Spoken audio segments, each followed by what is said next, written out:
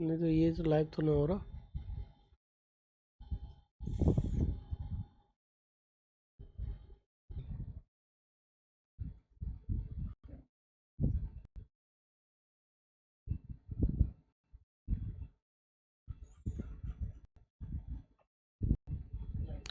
नमस्कार प्यारे साथियों, मैं अरुण सक्सेना एक बार फिर से आप सभी का स्वागत करता हूं रोजगार विद अंकित ऑफिशियल ऐप पर। आप सभी प्यारे बच्चों का एक बार फिर से हार्दिक स्वागत, हार्दिक अभिनंदन है। एक बार फिर से एक और बेहतरीन सेशन लेकर मैं आपके सामने उपस्थित हूं। टॉपिक का नाम रहेगा प्यारे बच्चों चक्रवात, साइक्लोन्स। आज के टॉपिक का नाम है वायुमंडल का आखिरी टॉपिक है जिसको मैं आज करा रहा हूं। इसके बाद हम सीधे समुद्र विज्ञान ओशिनोलॉजी की ओर आगे बढ़ जाएंगे और समुद्र विज्ञान आप लोगों को कंप्लीट कराएंगे बच्चों। ठीक है जी, महासागरों की ओर चलेंगे। तो आप सभी लोग जैसा कि आप जानते हैं क्लास स्टार्ट हो चुकी है, जल्दी से जुड़ेंगे क्लास में। सद्दाम हुसैन जी, सूरज राय जी, अर्जुन सिंह जी, अमर सिंह जी, गजेंद्र फौजदार जी, अमन कुमार जी,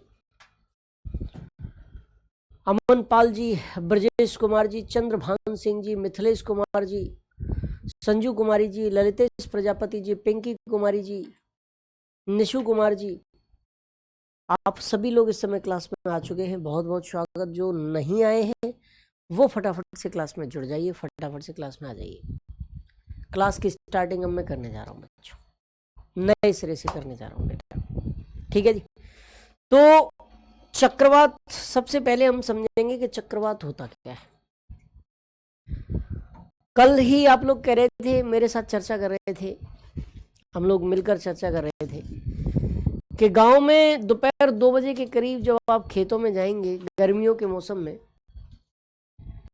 तो वहां होता क्या है,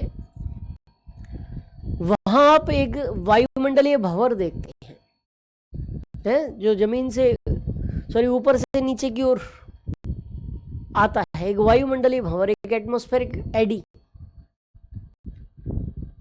और हल्का सा होता है और वो ऐसे करके चक्कर लगाते हुए आता है और आगे बढ़ता चला जाता है। ऐसे करके ऊपर से नीचे हवाएं उतर रही होती हैं और साथ ही साथ आगे भी बढ़ रही होती है।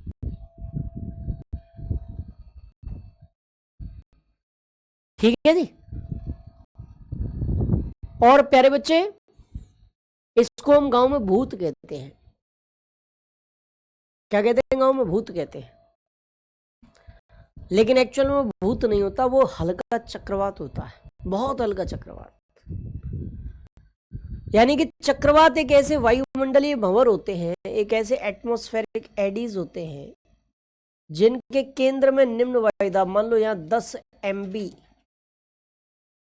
वायुदाब है, इससे थोड़ा बाहर गए, यहां पर आपका वायुदाब जो है 50 MB है, और थोड़ा और ऊपर गए, यहां पर वायुदाब आपका 100 MB है।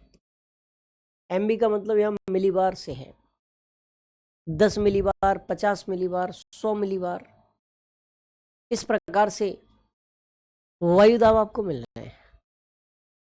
अब जाहिर सी बात है, पवनें कहां से कहां की ओर चलती हैं? उच्च वायुदाब क्षेत्र से निम्न वायुदाब क्षेत्र की ओर चलती है। हाई प्रेशर जोन से लो प्रेशर जोन की ओर चलती हैं। मैं आप लोगों को अच्छी तरीके से बता चुका हूं। जहां भी उच्च वायुदाब होगा, उस उच्च वायुदाब क्षेत्र से निम्न वायुदाब क्षेत्र की ओर पवनें चला करती हैं। ऐसे मैंने आपको बताया भी है, बता भी चुका हूं, समझा भी चुका हूं आप लोगों को। और प्यारे बच्चों, यहां पर उच्च वायुदाब कहां है? परिधि की ओर, सरकमफ्रेंस की ओर। और निम्न वायुदाब लो प्रेशर कहां है? सेंटर की ओर। तो पवनें कैसे चलने लग जाएंगी? कुछ इस प्रकार चलने लग जाएंगी पवनें, परिधि से केंद्र की ओर चलने लगेंगी पवनें। कहां से? परिधि से केंद्र की ओर चलने लगेंगी। अब मेरे बच्चों, पवन चल तो सीधी रही होगी ऊपर से नीचे की ओर, लेकिन कोरियोलिस बल पवनों को, धाराओं को सीधे नहीं चलने देता, उन्हें मोड़ता है, उन्हें डाइवर्ट करता है। पवन चलनी ऐसे चाहिए, लेकिन वो कैसे जाती है, ऐसे, फिर ऐसे, फिर ऐसे, फिर ऐसे, फिर ऐसे, फिर ऐसे, फिर ऐसे। यानी इस प्रकार से कोरियोलिस बल के प्रभाव से एक चक्राकार रूप प्राप्त हो जाता है। ये वायुमंडलीय भंवर एक चक्राकार रूप प्राप्त कर लेते हैं, उसी को चक्रवात कहते हैं। ये चलते कैसे हैं, कोरियोलिस बल के प्रभाव से कैसे चलते हैं, ऐसे करके चल रहे होते हैं, इस प्रकार पवनें चल रही होती है। परिधि से केंद्र की ओर पवनें चलती हैं, इन्हें कहते हैं बच्चे चक्रवात। अच्छा, चक्रवातों में घड़ी जो पवनों की दिशा होती है वो कैसी होती है, वो उल्टे, वो 3 अक्षर के आकार की होती है, उल्टे 3, कुछ इस प्रकार की होगी। यहां पर आप 0 डिग्री बना दो, विषुवत रेखा बना दो, विषुवत रेखा, इक्वेटर,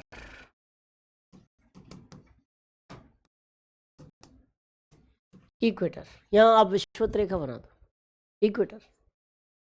विषुवत रेखा के ऊपर उत्तरी गोलार्ध नॉर्थ हेमिस्फीयर और विषुवत रेखा के नीचे दक्षिणी गोलार्ध साउथ हेमिस्फीयर।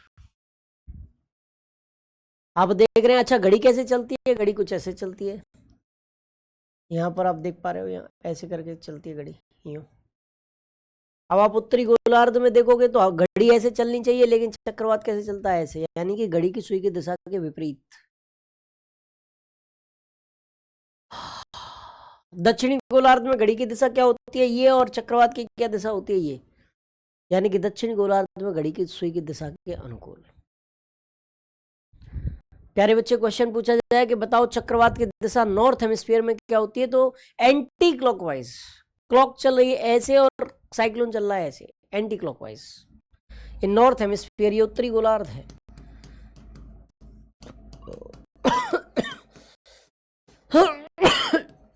ये नॉर्थ हेमिस्फीयर है।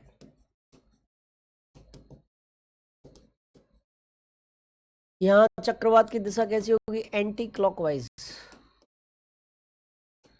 और ये दक्षिणी गोलार्ध है।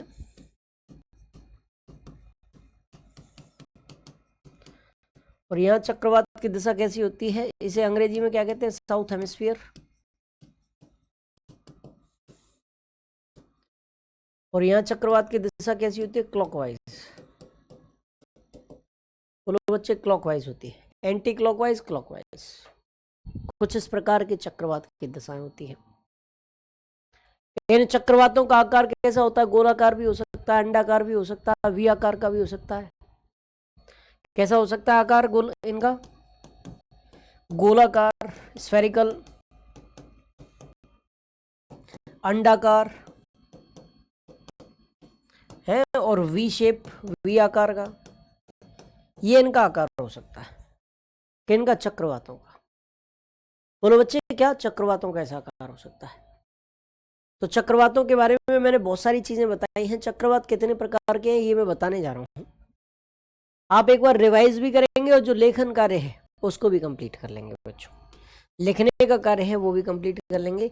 चक्रवात के बारे में बच्चों मैंने यहाँ पर जो जो चीजें बताई हैं वो लिखित हैं। ये निम्न वायुदाब के केंद्र होते हैं जिनके चारों ओर क्रमशः बढ़ते वायुदाब की समदाब रेखाएं होती हैं। समदाब रेखा क्या होती है, समान वायुदाब वाले स्थानों को मिलाने वाली रेखा, काल्पनिक रेखा, इमेजिनरी लाइन, जो केवल अर्थ के ग्लोब पर मिलती है, अर्थ पर नहीं मिलती, ध्यान रखिएगा।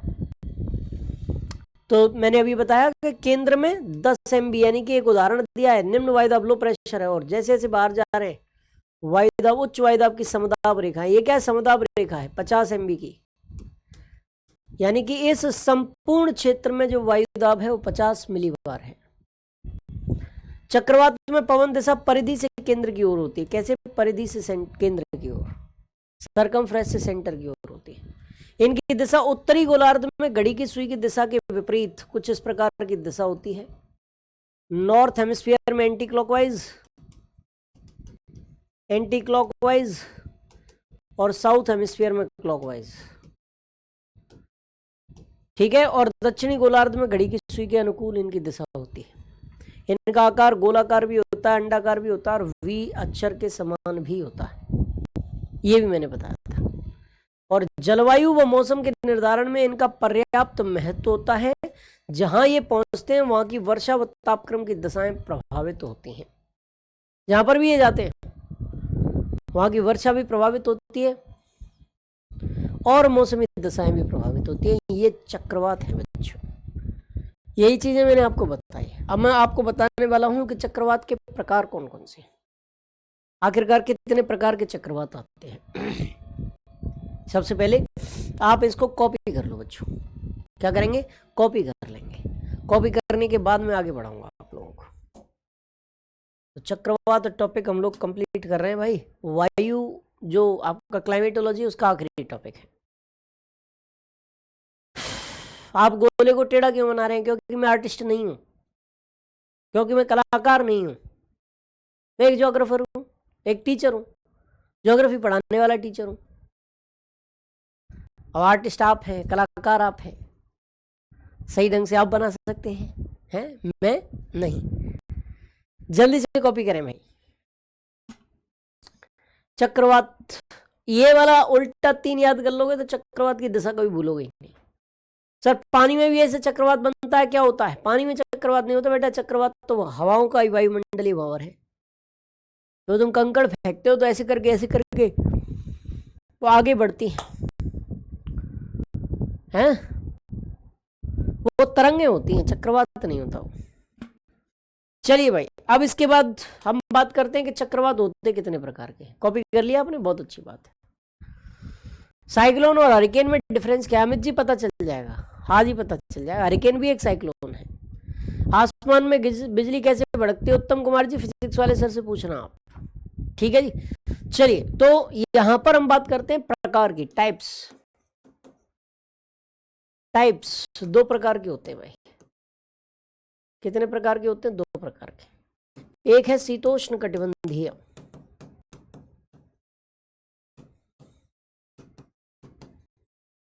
शीतोष्ण कटिबंधीय चक्रवात, टेम्परेट साइक्लोन्स।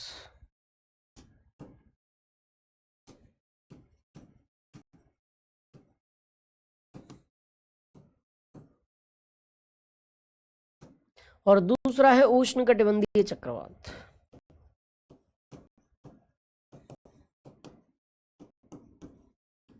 उष्ण कटिबंधीय चक्रवात, tropical cyclones.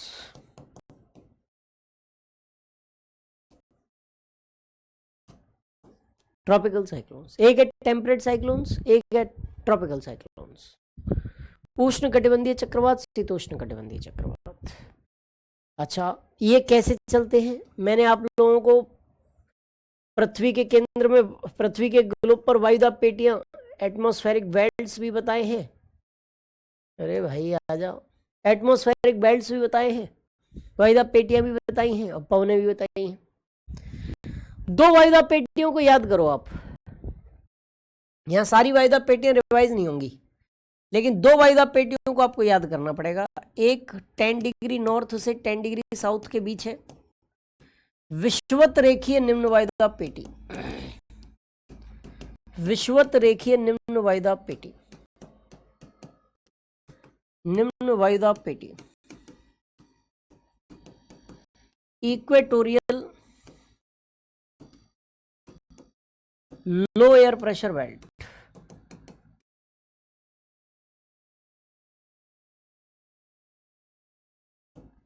Equatorial low air pressure belt 10 degree north से 10 डिग्री साउथ के बीच होता है। और एक होता है यहां पर उपद्रवीय निम्न वायुदाब पेटी, नॉर्थ हेमिस्फीयर में भी और साउथ हेमिस्फीयर में भी। ये 45 डिग्री नॉर्थ से 66.5 डिग्री नॉर्थ के बीच, और साउथ में 45 डिग्री साउथ से 66.5 डिग्री साउथ के बीच उपध्रुवीय निम्न वायुदाब पेटी होती है। उपध्रुवीय निम्न वायुदाब पेटी।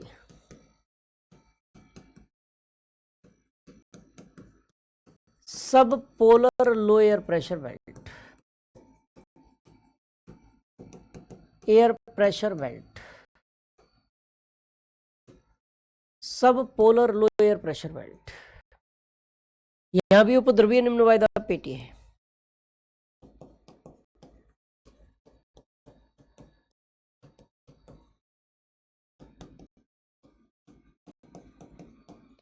Subpolar low air pressure belt,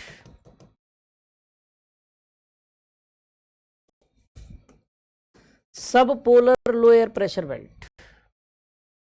ठीक है, इन दोनों पेटियों में, इसमें भी और इसमें भी चक्रवात देखने को मिलते हैं। इन क्षेत्रों में जो चक्रवात मिलते हैं कर्क से मकर रेखाओं के बीच, उनको उष्णकटिबंधीय चक्रवात कहते हैं। और उष्णकटिबंधीय चक्रवात क्यों पैदा हो रहे हैं?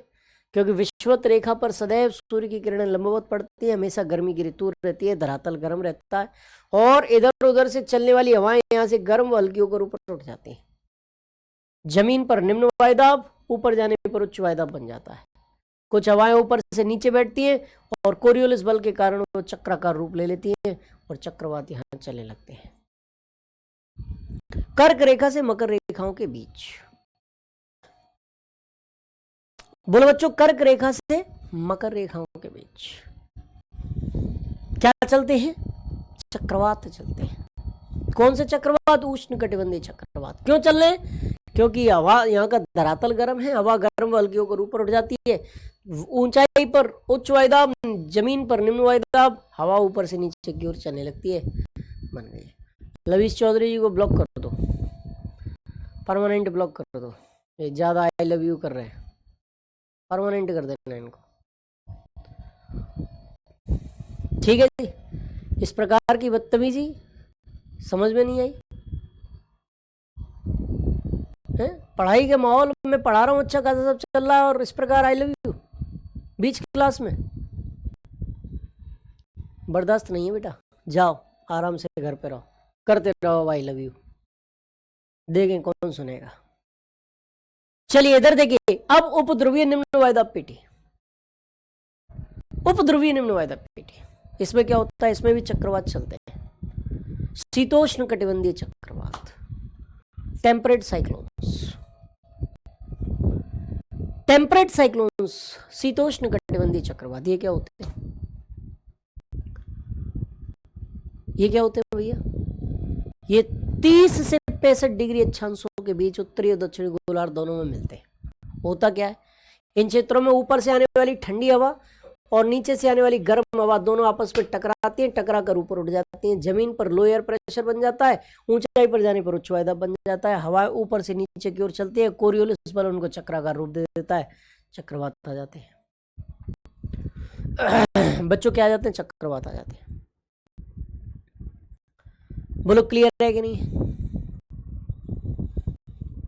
समझ में आया कि नहीं आया?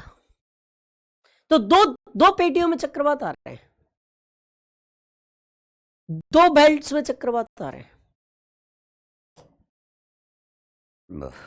एक ये वाली बेल्ट है और दूसरी ये सब polar low air pressure belt है।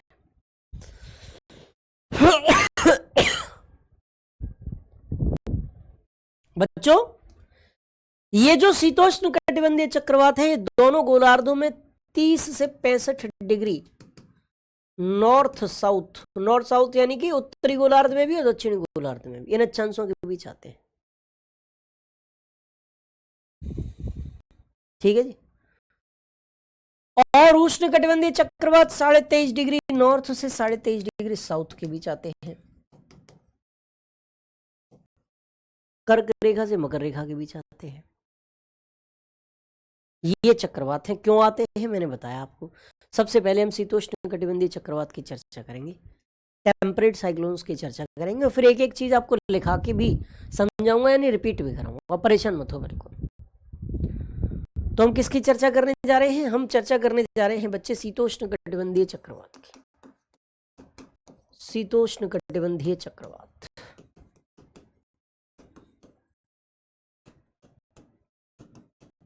टेम्परेट साइक्लोन्स, टेम्परेट साइक्लोन्स, इनकी चर्चा करने जा रहे हैं। अभी बेटा हरिश्चंद्र आर्य जी सब चीज बता रहा हूं, परेशान मत हो। किन चैप्टरों में ज्यादा होता है सर? जो अक्षांशों में चक्रवात आ रहे हैं बता रहा हूं सौरभ कुमार जी, आप तो आपको रिपीट कर दीजिए। विनय चंद्रवंशी जी अब रिपीट ही हो रहा है। हाँ श्याम सुंदर जी, एक बार फिर रिपीट हो रहा है, आप देख लो। तो शीतोष्ण कटिबंधीय चक्रवात, मैंने पहला पॉइंट क्या बताया कि 30 से 65 डिग्री अक्षांशों के बीच उत्तरी गोलार्ध और दक्षिणी गोलार्ध दोनों में चलते हैं। नॉर्थ हेमिस्फीयर में भी चलते हैं और साउथ हेमिस्फीयर में भी चलते हैं, उत्तरी गोलार्ध में भी चलते हैं और दक्षिणी गोलार्ध में भी चलते हैं। क्लियर है? अच्छा चलिए, इसके बाद सुनो, इनका आकार गोलाकार भी होता है, इनका आकार अंडाकार भी होता है, इनका आकार वी आकार का भी होता है। इनमें हवाओं की गति कितनी होती है? तो 32 किलोमीटर प्रति घंटा से लेकर 48 किलोमीटर प्रति घंटा तक इनमें हवाओं की गति होती है। इतनी तीव्र रफ्तार से इनमें हवाएं चलती हैं। इनमें व्यास कितना होता है? इनमें व्यास यानी कि डायमीटर, यानी कि इनका फैलाव, व्यास क्या होता है? यहां से लेकर यहां तक, ये जो दूरी है, इसे ये जो लंबाई है, त्रिज्या का दूना जो होता है उसे व्यास कहते हैं, डायमीटर। ये कितना होता है? 1920 किलोमीटर तक, कई बार 1040 किलोमीटर तक, और कई बार 10 लाख वर्ग किलोमीटर तक भी फैले होते हैं। सामान्यतः दीर्घ व्यास 1920 किलोमीटर तक होता है, वर्ग किलोमीटर नहीं, किलोमीटर ही आएगा ये है। लघु व्यास 1040 किलोमीटर तक भी होता है, और कई बार ऐसा होता है कि बहुत बड़े क्षेत्रफल पर ये फैले होते हैं, 10 लाख किलोमीटर तक इनका व्यास हो जाता है। ये किन पवनों के साथ साथ चलते हैं? ये पछुआ पवनों के प्रभाव में चलते हैं, पछुआ पवनों के प्रभाव में।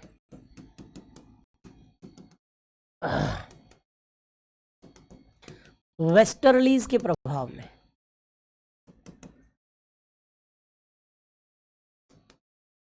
किन के प्रभाव में चलते हैं? वेस्टर्लीज के प्रभाव में चलते हैं, पश्चिम से पूर्व की ओर चलते हैं।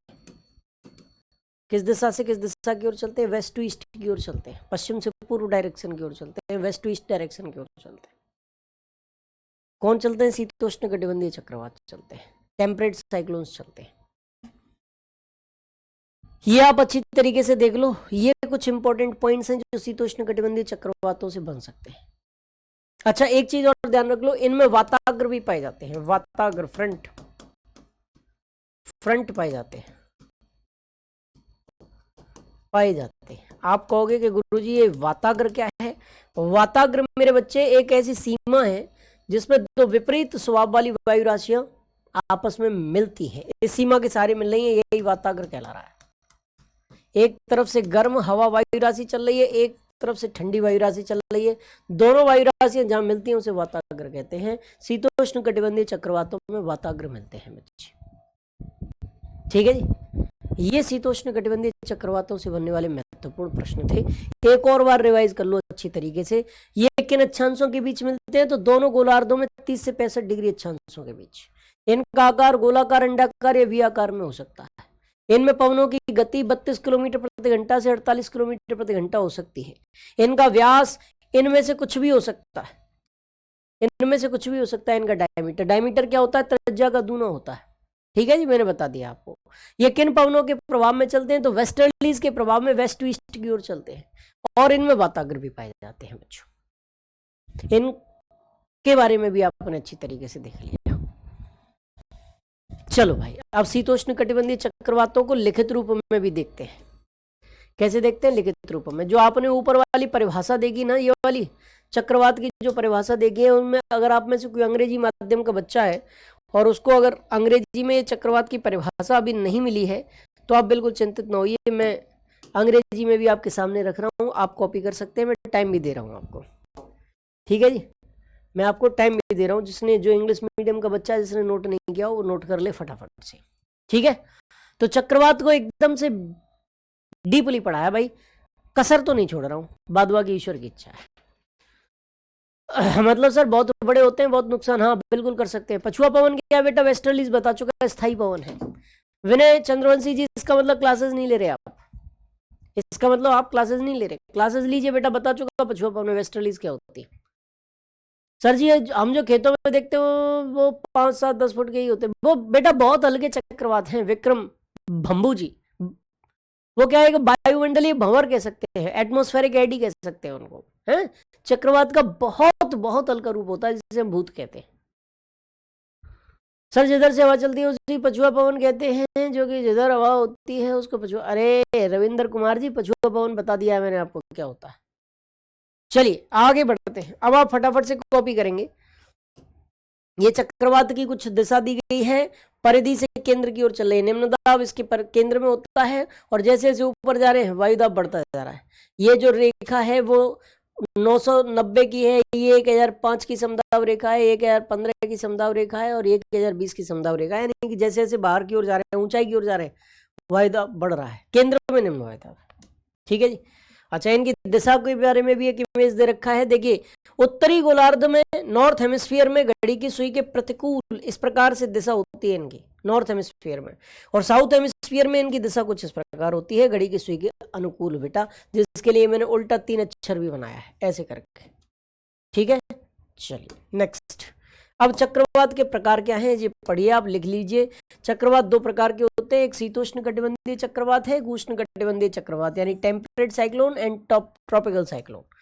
शीतोष्ण कटिबंधीय चक्रवात के बारे में मैंने अभी बताया आपको कि 30 से 65 डिग्री अक्षांशों के मध्य उत्पन्न होते हैं। यहाँ पर ध्रुवीय क्षेत्रों से आने वाली शीतल व भारी वायु राशि और अयनवर्ती क्षेत्रों से आने वाली उष्ण वायु राशियों के मिलने से इन चक्रवातों की उत्पत्ति होती है। जो उपद्रवीय निम्न वायुदाब क्षेत्र है ना, मैंने बताया था उपद्रवीय निम्न वायुदाब क्षेत्र है, उनमें ऊपर से ठंडी वायु राशि आती है और उपोष्ण उच्च वायुदाब केंद्र, सब tropical high air pressure belt, जिन्हें हॉर्स लैटिट्यूड भी कहते हैं, वहां से गर्म वायु राशि आती है। ये दोनों टकराती हैं, टकरा कर ऊपर उठ जाती हैं और शीतोष्ण कटिबंधीय चक्रवातों की उत्पत्ति के लिए अच्छी दशाएं पैदा हो जाती हैं, कंडीशन पैदा हो जाती है। आप फटाफट से इनको कॉपी कर सकते हैं, आप फटाफट से इनको लेखन कार्य इनका कर सकते हैं बच्चों। ठीक है जी, चलिए फटाफट से कॉपी करिए बच्चों, आप इनको लिखेंगे। चलिए बहुत बढ़िया। सच है कि भूत होता है सर जी? सर होता है कि? अरे यार मैं भूत, वो वाले भूत पिशाच प्रेत की बात तो ही ना कर रहा हूं मैं, तो गांव में एक बच्चे कहते हैं उसके हिसाब से बताया। अब तुम मेरे पीछे पड़ गए कि मैं सियाना में है ना, तांत्रिक वांत्रिक तो ही नहीं, मुझे पता हो कि भूत होते हैं कि नहीं होते। हो भी सकते हैं, मान्यताएं हैं, नहीं भी हो सकते अगर कोई नहीं मानता तो। सर को ऐसे पहचानेंगे कौन सा चक्रवात है? जिस क्षेत्र में 30 से 65 डिग्री के बीच हो तो शीतोष्ण कटिबंधीय चक्रवात है, कर्क और मकर रेखाओं के बीच हो तो उष्ण कटिबंधीय चक्रवात है। इसमें पहचानने की जरूरत क्या, जिन अक्षांशों के बीच आ रहा है अपने आप पता चल जाएगी कौन सा है। सर मेरा नाम अंकिता शर्मा है, इसमें पेपर में पूछा जाता है, हाँ पूछा जाता है बेटा। ठीक है जी, चलिए भूत क्यों कहते हैं? अब ये तो भैया बच्चों ने नामकरण कर दिया है, लोगों ने नामकरण कर दिया, मैंने नहीं किया यार। मुझे इस संबंध में ये तो मैं नहीं कह सकता कि तुम्हारा नाम जो है राकेश ही क्यों है। अब मैं एक बार एक बच्चों को पढ़ाता था, शुरुआत में मेरी टीचिंग की शुरुआत थी, वहां पे बच्चे मुझे घेर लिया करते थे, प्रशांत महासागर और प्रशांत महासागर क्यों कहते हैं, अटलांटिक महासागर और अटलांटिक महासागर क्यों कहते हैं, भारत को भारत क्यों कहते हैं, एशिया को एशिया क्यों कहते हैं। कुछ चीजों के बारे में तो जानकारी हो सकती है, चलो भारत को भारत क्यों कहते हैं बता दिया, अब एशिया को एशिया क्यों कहते हैं, अब ऐसे में बताऊंगा तो हो गया कम, केवल यही जानते रह जाओ जिंदगी में कि इसको ये क्यों कहते हैं। हाँ चलिए भाई। अच्छा, शीतोष्ण कटिबंधीय चक्रवातों का आकार कैसा होता है वो मैं ये भी बता रखा है आप लोगों को बच्चों। मैंने बता रखा है कि गोलाकार, अंडाकार या वी आकार के हो सकते हैं, जिनके कारण इन्हें लो गर्त या ट्रफ भी कहते हैं। सर्कुलर, ओवल और वी शेप्ड, ठीक है, इनका आकार हो सकता है। इनका आकार भी मैंने बताया था। पवनों की गति भी मैं बताऊंगा कितनी हो सकती है। ठीक है जी, कॉपी करिए फटाफट से, सारी चीजें अब रिपीट हो रही हैं, एक बार ये चीजें समझ भी चुके हो तुम लोग। ठीक है, बहुत अच्छे बच्चे, बहुत अच्छे, शाबाश। चलिए भाई आगे बढ़ते हैं और सुनो, आदर्श शीतोष्ण कटिबंधीय चक्रवात का दीर्घ व्यास 1920 किलोमीटर होता है, परंतु लघु व्यास 1040 किलोमीटर होता है। कभी कभी ये चक्रवात 10 लाख वर्ग किलोमीटर क्षेत्र तक फैलाव रखते हैं। यहाँ पर वर्ग किलोमीटर ही होगा, किलोमीटर की जगह पर भाई। ठीक है, किलोमीटर की जगह क्या होगा, वर्ग किलोमीटर। क्षेत्रफल है उसका 1 वर्ग किलोमीटर है। ठीक है, तीनों चीज मैंने बताई थी। और शीतोष्ण कटिबंधीय चक्रवात 35 से 65 डिग्री अक्षांशों के मध्य दोनों गोलार्धों, चाहे वो उत्तरी गोलार्ध हो चाहे वो दक्षिणी गोलार्ध हो, दोनों गोलार्धों में आ रहे हैं। ठीक है, यहां ये पछुआ पवनों के प्रभाव में वेस्ट टू ईस्ट, पश्चिम से पूर्व की दिशा में चलते हैं एवं मध्य अक्षांशों के मौसम को बड़े पैमाने पर प्रभावित करते हैं। इनके चलने के मार्ग को झंझापथ स्टॉर्म ट्रैक कहते हैं और इनकी गति सामान्य रूप से 32 किलोमीटर प्रति घंटे से 48 किलोमीटर प्रति घंटे तक मिलती है। क्या ये चीजें मैंने नहीं बताई? उन ये वाला व्यास भी बताया है, ये वाला व्यास भी बताया है और ये वाला व्यास भी मैंने बताया है। इनके अक्षांश भी मैंने बताए। ये पछुआ पवनों के प्रभाव में चलते हैं, ये भी मैंने बता रखा है।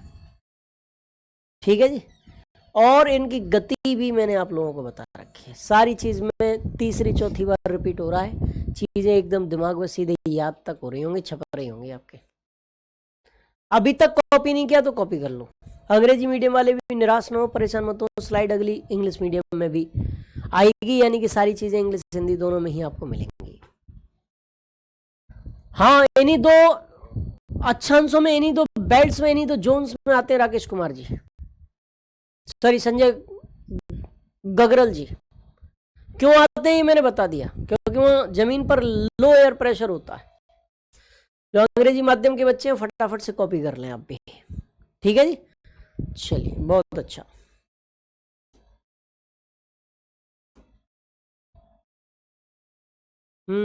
यस सर, बताया है। श्याम सुंदर जी को बहुत बहुत धन्यवाद। चलिए बहुत बढ़िया। वाताग्र द्वारा बता दीजिए। वाताग्र एक सीमा है, सीमा, ये स्लोप है, ढाल है, जिसके तारे सहारे दो विपरीत स्वभाव वाली वायु राशियां मिलती हैं, गर्म और ठंडी। इधर से ठंडी हवा आ रही है, इधर से गर्म हवा, जहां मिलेगी वही वाताग्र है। ये फ्रंट है, ये वाताग्र है। इसी को अंग्रेजी में हम फ्रंट कहते हैं, हिंदी में वाताग्र कहते हैं। ठीक है बच्चे, चलिए। तो मनीष राजपूत जी तुम खुश हो जाओ, वाताग्र भी बता दिया। अच्छा बच्चों, अब हम आगे बढ़ते हैं और अब हम बात करेंगे उष्ण कटिबंधीय चक्रवात की। ट्रॉपिकल साइक्लोन्स की चर्चा करेंगे, उष्ण कटिबंधीय चक्रवात की है। अच्छा, एक पॉइंट और लिख लो इसमें कि शीतोष्ण कटिबंधीय चक्रवातों में, शीतोष्ण कटिबंधीय चक्रवातों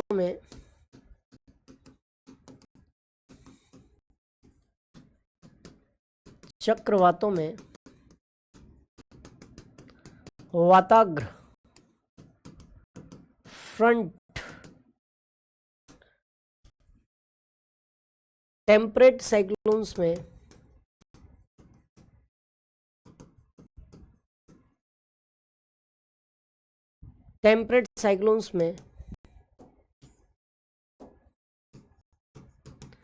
वाताग्र यानी कि फ्रंट भी मिलते हैं। ठीक है जी, वाताग्र भी पाए जाते हैं, ऐसे भी हम कह सकते हैं। और वाताग्र क्या है? एक सीमा है, एक ढलुआ सीमा, एक स्लोप है, जहां दो विपरीत स्वभाव वाली वायु राशियां आपस में मिलती हैं, और जहां भी मिल रही हैं वही वाताग्र है, वो सीमा ही वाताग्र है। अंग्रेजी में इसी को हम फ्रंट कहते हैं। अंग्रेजी में इसी को हम क्या कहते हैं? फ्रंट कहते हैं, वाताग्र कहते हैं बेटा। चलिए आगे बढ़ते हैं प्यारे बच्चे, और आगे बढ़ते हुए हम उष्ण कटिबंधीय चक्रवातों की चर्चा करते हैं। जिस किसी ने अभी भी नहीं लिखा है वो लिख लो फटाफट से। हाँ, 30 से 65 डिग्री भाई, 30 से 65 डिग्री। पीडीएफ में 30 डिग्री से 30 डिग्री, पीडीएफ में 35 डिग्री। हाँ, मैं जो कह रहा हूं वही सही है, 30 से 65 डिग्री है भाई। पीडीएफ में भी 30 से 65 डिग्री लिखा हुआ। संदीप साहनी जी देख लो पीडीएफ, आप एक बार फिर देख लो अगर आपको कहीं कंफ्यूजन हो रहा है तो। 30 से 65 है। अच्छा यहाँ 35 से 65 दे रखा है, 30 से ही कर लो, 30 से 65, ठीक है भाई। 30 से 65 डिग्री, 30 to 65, एक ही कर लो इसको। अब उष्ण कटिबंधीय चक्रवात भाई, उष्ण कटिबंधीय चक्रवात,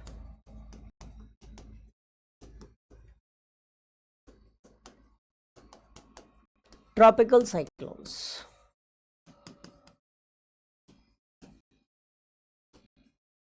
ये कहां पाए जाते हैं भाई?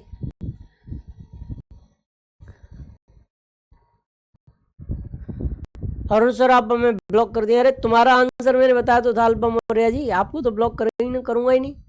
जो बच्चे बदतमीजी करते हैं उनको मैं ब्लॉक करता हूँ। अभी लवीश चौधरी भाई को जीवन में पहली बार मैंने एप्लीकेशन से किसी को ब्लॉक किया है, वो लवीश चौधरी को किया है। बदतमीजी की हद हो गई, उसने अति करके रख दिया है। हालांकि उससे पहले कभी नहीं की, लेकिन आज उसका मैसेज इस प्रकार का अभद्र मैसेज मैंने देखा तो उसको ब्लॉक किया है। ठीक है, इस प्रकार का मैसेज कोई भी करेगा तो भाई ब्लॉक ही होगा वो, फिर वो कमेंट करने लायक नहीं है। भाई बहनों के आप सब पढ़ रहे हो, एक दूसरे को भाई बहन मानना चाहिए। आप ये पढ़ने आए हो कि आई लव यू कहने आए हो? देखा है नहीं, कुछ किया नहीं, सीधे आई लव यू तो कोई बात है? पहले पढ़ लो, आराम से नौकरी लगा लो, पहले आई लव यू कहने लायक तो अपनी हैसियत तो बना लो, फिर कहने हो तो फिर ठीक भी है, चलो कोई बात नहीं, ब्याह की उम्र होगी, ब्याह करने डुल्ला लाला। अभी पढ़ रहा है, मम्मी पापा पे डिपेंड है, खाने के लिए खुद को खाने के लिए आश्रित है, और आई लव यू कह के दूसरी ओर पटा रहा है उसे, और मम्मी पापा के ऊपर बोझ बनाएगा। इधर आ जाओ सीधे। उष्ण कटिबंधीय चक्रवात में मेरी गुस्सा टेम्पर जो है बहुत हाई हो गया एकदम मैसेज देखते हुए, इसलिए ब्लॉक कर दिया मैंने। ठीक है, और किसी को नहीं करूंगा भाई, बस ऐसी बदतमीजी मत करना। उष्ण कटिबंधीय चक्रवात, temperate cyclones, sorry tropical cyclones, ये कहां आते हैं? ये मेरे प्यारे बच्चे कर्क रेखा से मकर रेखाओं के बीच आते हैं। 23.5 डिग्री नॉर्थ से 23.5 डिग्री साउथ के बीच, इन अक्षांशों के बीच आते हैं।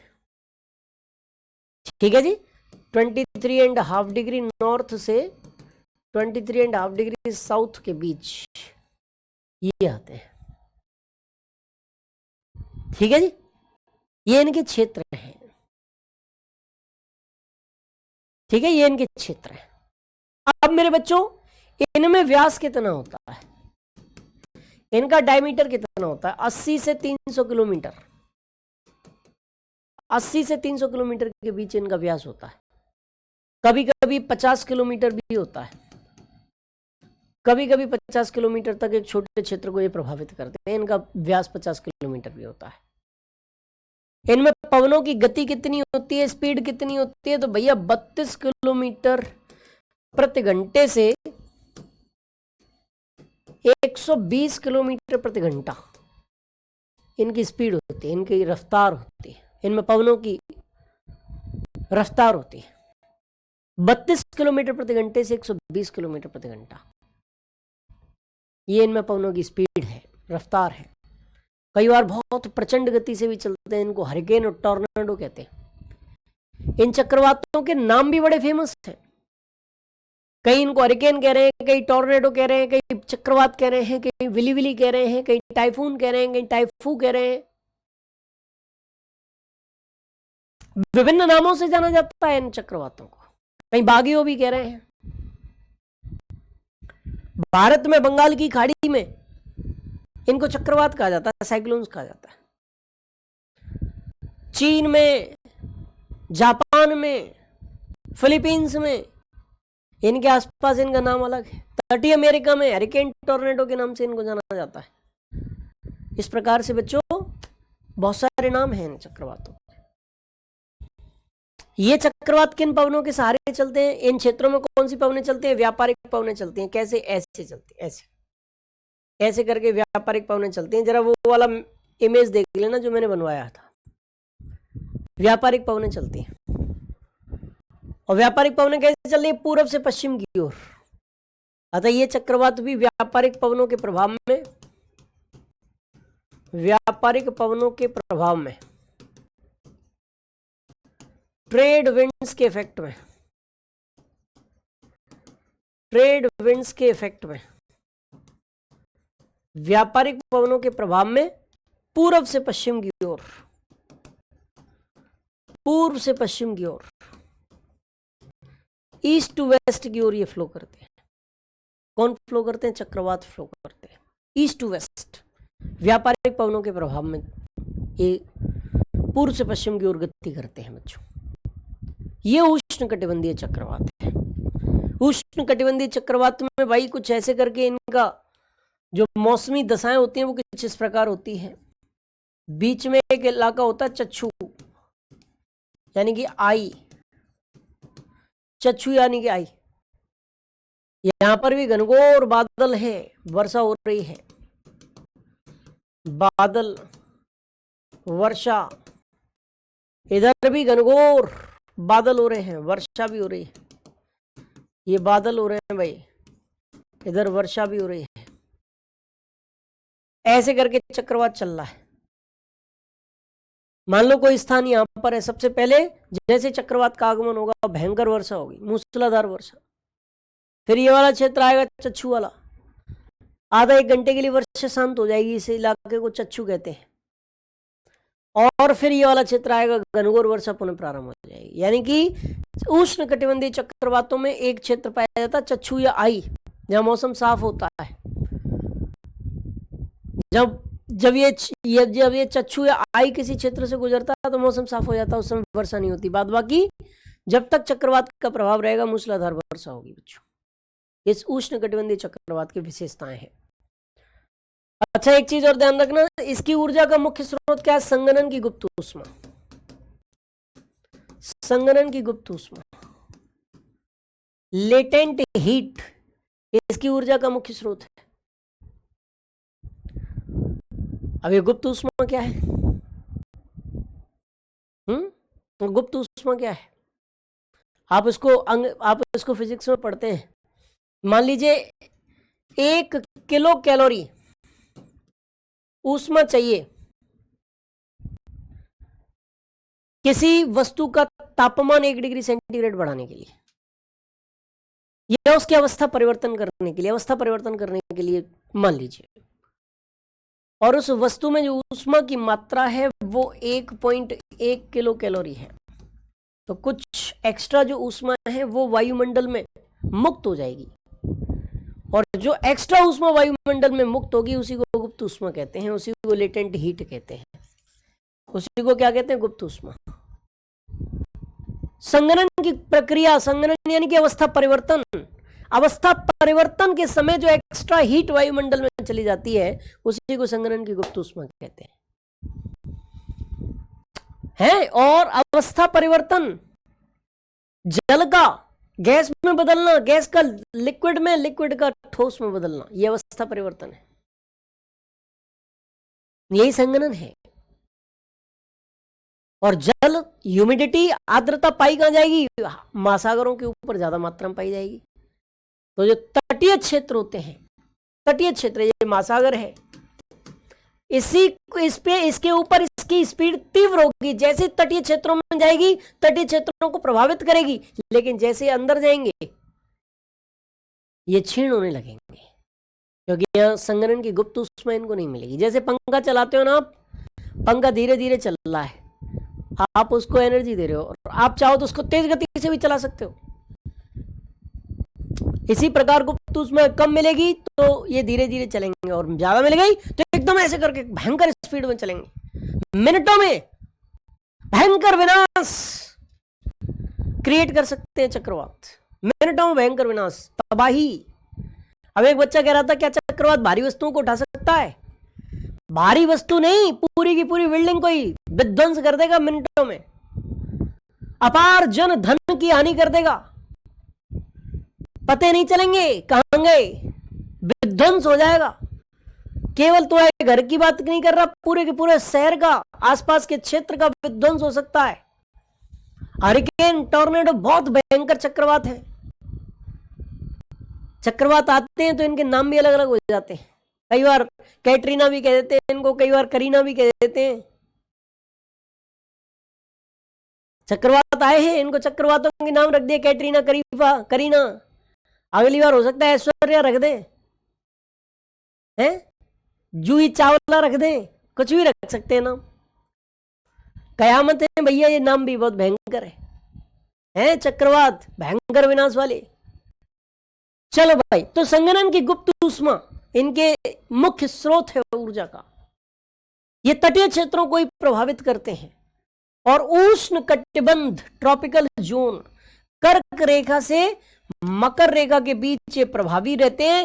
इसके बाद जैसे इधर जैसे ऊपर या नीचे जाते हैं, कर्क रेखा के ऊपर या मकर रेखा के नीचे ये शून्य होने लगते हैं, ये क्षीण होने लगते हैं बच्चों। ये चीज भी मैंने एग्जैक्टली आपको बता दी है। अब आप रिवाइज कर लो फटाफट से। देखो, कर्क रेखा और मकर रेखा के मध्य उत्पन्न होने वाले चक्रवातों को उष्णकटिबंधीय चक्रवात कहा जाता है। लिख लो फटाफट से, लेखन कार्य प्रारंभ कर लो आप। अंग्रेजी हिंदी दोनों में लिखाऊंगा बेटा, है, बिल्कुल परेशान मत होना तुम, चीजें एकदम से क्लियर करूंगा तुम्हें, कोई परेशानी नहीं होगी तुम्हें, ठीक है जी। हाँ नाम है कैटरीना, करीना, इनके चक्रवातों के नाम रखे गए थे। इनको कॉपी कर लो फटाफट से। हाँ, उर्फी जावेद, ये भी नाम हो सकता है किसी चक्रवात का, हो सकता है। नाम अच्छा काम खराब, अजीत कुमार जी कह रहे हैं। हाँ बात सही है, बहुत विध्वंसक चक्रवात है। चलिए भाई, ग्रीष्म काल में केवल गर्म सागरों के ऊपर इनकी उत्पत्ति अंतर उष्ण कटिबंधीय अभिसरण के सहारे उस समय होती है जब यह खिसककर 5 से 30 डिग्री उत्तरी अक्षांशों तक चली जाती है। एक्चुअल में क्या है कि सूर्य जो है उत्तरायण कभी कर्क रेखा के ऊपर लंबवत चमकता है, कभी मकर रेखा के ऊपर लंबवत चमकता है। जब वो कर्क रेखा के ऊपर लंबवत चमकता है तो उसकी गर्मी जो है उत्तरी अक्षांशों तक पहुंचती है। जब वो मकर रेखा के ऊपर लंबवत चमकता है तो उसकी गर्मी जो है दक्षिणी अक्षांशों तक प्रसारित हो जाती है, और इसी प्रसार को उष्ण कटिबंधीय अभिसरण ITCZ के नाम से पुकारा जाता है। जब वो उत्तरायण होता है तो ITCZ ऊपर खिसक जाता है। वायुमंडल जो पेटियां होती है ना, एटमॉस्फेरिक पेटीज, बेल्ट्स, वो ऊपर की ओर सरक जाती है, उत्तरी अक्षांशों की ओर खिसक जाती है। और जब सूर्य दक्षिणायन होता है, मकर रेखा ट्रॉपिक ऑफ कैप्रिकॉर्न पर लंबवत होता है, तो उस समय ये जो एटमॉस्फेरिक बेल्ट्स हैं वो थोड़ा दक्षिणायन हो जाती हैं, दक्षिण में सरक जाती है। तो इसी को कहते हैं ITCZ, ITCZ कहते हैं। ठीक है बच्चे, ये इन चक्रवातों की ऊर्जा का मुख्य स्रोत संगणन की गुप्त ऊष्मा है। मैंने अभी बताया था, ऊपर उठने वाली वायु जितनी गर्म और आर्द्र होगी मौसम उतना ही तूफानी होगा। आर्द्र कब होगी? महासागरों के ऊपर हो तो, जब उसमें आर्द्रता ज्यादा हो। इसीलिए महासागरों के ऊपर इनकी गति विनाशक होती है, तीव्र होती है, फास्ट होती है। जैसे स्थल खंडों के पास आती हैं तो तटीय क्षेत्रों को भयंकर रूप से प्रभावित करती हैं। अंदर जाने पर इनके ये चक्रवात क्षीण होने लगते हैं, कमजोर होने लगते हैं। कॉपी करो फटाफट से, सारी चीजें समझा चुका हूं, ठीक है जी। चलिए, इसके बाद बच्चों, इन चक्रवातों का व्यास 80 से 300 किलोमीटर तक होता है, परंतु कुछ इतने छोटे होते हैं कि व्यास 50 किलोमीटर से भी कम होता है। इनकी आकृति वृत्ताकार या अंडाकार होती है, परंतु इनमें समदाब रेखाओं की संख्या बहुत कम होती है। एक यानी कि वायुदाब में बहुत ज्यादा अंतर नहीं होता। एक समदाब रेखा यहाँ है, दूसरी समदाब रेखा इधर, तीसरी समदाब रेखा और दूर, यानी दूर दूर होती हैं ये समदाब रेखाएं। समदाब रेखाएं पास पास होने का मतलब क्या है कि वायुदाब में जल्दी जल्दी बदलाव हो रहा है, और समदाब रेखाएं दूर दूर है, इसका मतलब वायुदाब में बहुत ज्यादा जल्दी परिवर्तन नहीं हो रहे। सर इत्तेफाक देगी, आप चक्रवात बता रहे हैं, हमारे यहाँ आंधी आ रही है। अच्छा जी सर, आज एक साथ पूरी ज्योग्राफी पढ़ी तो बहुत ज्यादा लगी पढ़ने में सर जी। हरिश्चंद्र आर्य जी कंटिन्यू पढ़िए बेटा, बहुत ज्यादा नहीं लगेगी। गुरुजी मजा आ गया? चलो अंकुर भाई को बहुत मजा आ गया भाई, धन्यवाद, थैंक यू। इसके बाद सुनो भाई, अब इसकी बात करते हैं इसकी गति की। उष्ण कटिबंधीय चक्रवातों की गति साधारण से लेकर प्रचंड होती है। क्षीण चक्रवातों में पवन की गति 32 किलोमीटर प्रति घंटा होती है, जबकि हरिकेन में पवन की गति 120 किलोमीटर प्रति घंटा से अधिक देखी जाती है। उष्णकटिबंधीय चक्रवात सदैव गतिशील नहीं होते, कभी कभी एक ही स्थान पर ये कई दिनों तक वर्षा करते रहते हैं। ठीक है, सदैव गतिशील नहीं होंगे, एक ही स्थान पर कई दिनों तक भी ये वर्षा कर सकते हैं। कॉपी करो फटाफट से। हाँ, हुदहुद भी आया था संजय गागरल जी, बिल्कुल सही कह रहे। चलिए चलिए फटाफट से कॉपी करें, आगे बढ़ते हैं। और आगे बढ़ते हुए आप लोगों को लेकर चलता हूं और भी आगे। बहुत अच्छा। इसके बाद बच्चों इन चक्रवातों के बारे में बात करें तो ये जो चक्रवात हैं इनमें देखो इनके चक्रवातों के नाम अलग अलग जगहों पर अलग अलग हैं। जैसे इनको हिंद महासागर में चक्रवात कहते हैं, कैरेबियन द्वीप समूह में यानी कि तटीय अमेरिका में हरिकेन कहते हैं, दक्षिण चीन सागर के आसपास इसे टाइफून कहते हैं, ऑस्ट्रेलिया में इनको विलीविलीज कहते हैं, तटीय अमेरिका में इनको टॉर्नेडो भी कहते हैं, और स्थलीय अमेरिका में इनको ट्विस्टर के नाम से भी हम लोग पुकारते हैं। ठीक है जी, बस ये क्वेश्चन, ये प्रश्न आपसे पूछा जा सकता है, बहुत इंपॉर्टेंट चीज है, आप कॉपी करें इसको भी।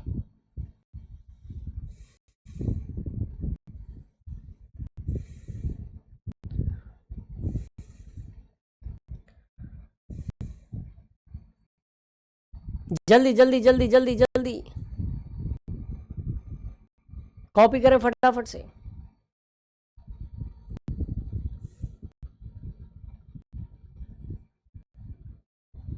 ठीक है भाई, हो गया कॉपी। अच्छा, इसके बाद संयुक्त राज्य अमेरिका में इन्हें हरिकेन, चीन में फिलीपींस में इनको टाइफून और जापान में टाइफू कहा जाता है। ये भी लिख सकते हो आप।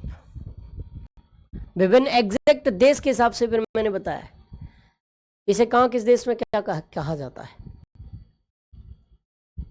आपके जैसा कोई नहीं पढ़ा सकता। बहुत बहुत धन्यवाद भाई बीकेश जी। पेट में पूछा था, हाँ ऐसे ही पूछा जाता राजकुमार जी, विभिन्न प्रतियोगी परीक्षाओं में पूछा जाता है। हो गया सर जी, बहुत बहुत धन्यवाद सर जी, बहुत बहुत धन्यवाद जी, बहुत बहुत धन्यवाद जी, बहुत बहुत धन्यवाद जी। ठीक है जी, बस ये चक्रवात व्यापारिक पवनों,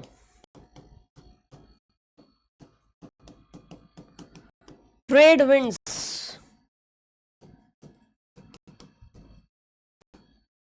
के प्रभाव में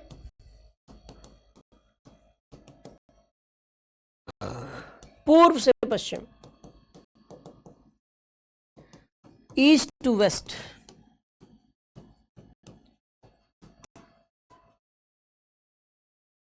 की ओर गति करते हैं।